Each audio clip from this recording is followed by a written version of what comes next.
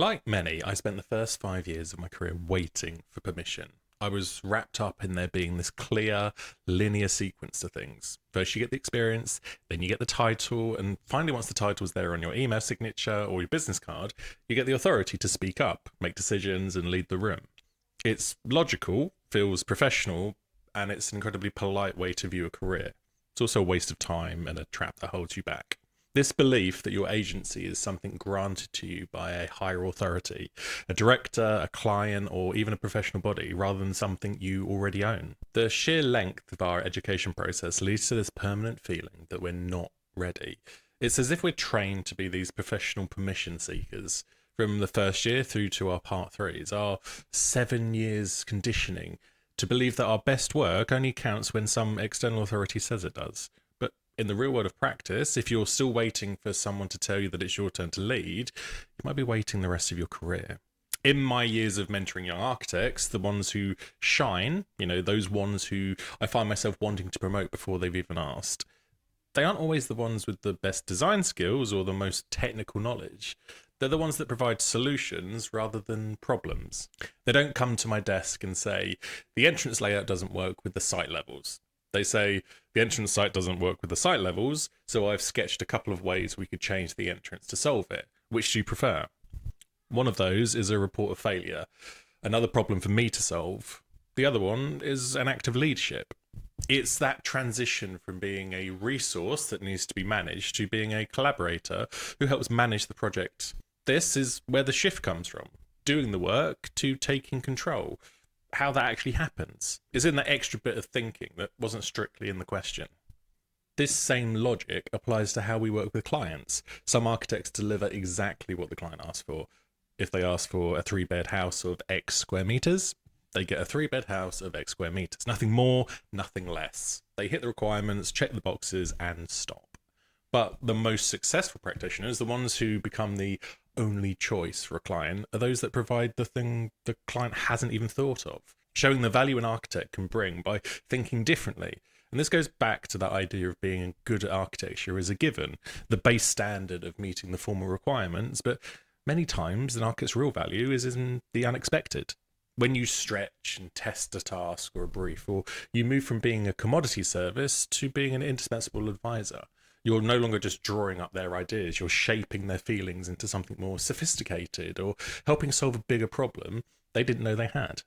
This shift from just answering the brief to shaping the outcome is what actually moves the needle of your career forward.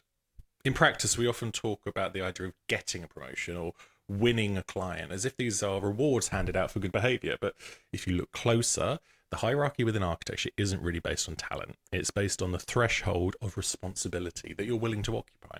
Whether you're looking for a seat at the table or trying to position your own practice for this higher value commission, the title is just the formal recognition of the person that you've already become. You don't get the associate title and then start taking ownership. You don't win complex multi-million-pound projects and then start acting as a leading practice. You inhabit the behavior first, you take ownership until the system around you, be it in your firm or the market, realize that it would be ridiculous not to recognize you as the authority.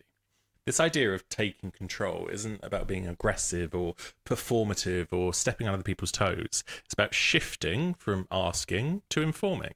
For example, the old way would be, is it okay if I email the client about this new issue? The new way, I've drafted this response for the client regarding the site issues.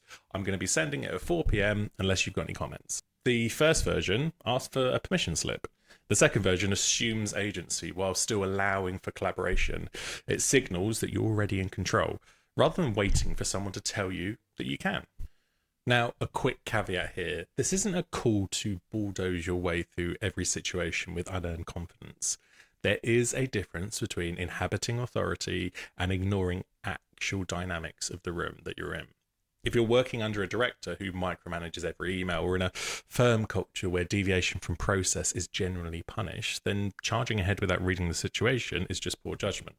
Or just gives you a wake-up call to work with better people. The skill isn't just in taking ownership, it's about sensing how much ownership the situation can hold. In a healthy practice, offering solutions instead of problems will be welcomed. In a dysfunctional one, it might be seen as a threat. And yes, sometimes you need to adapt your approach to the environment you're actually in, not the one that you wish that existed.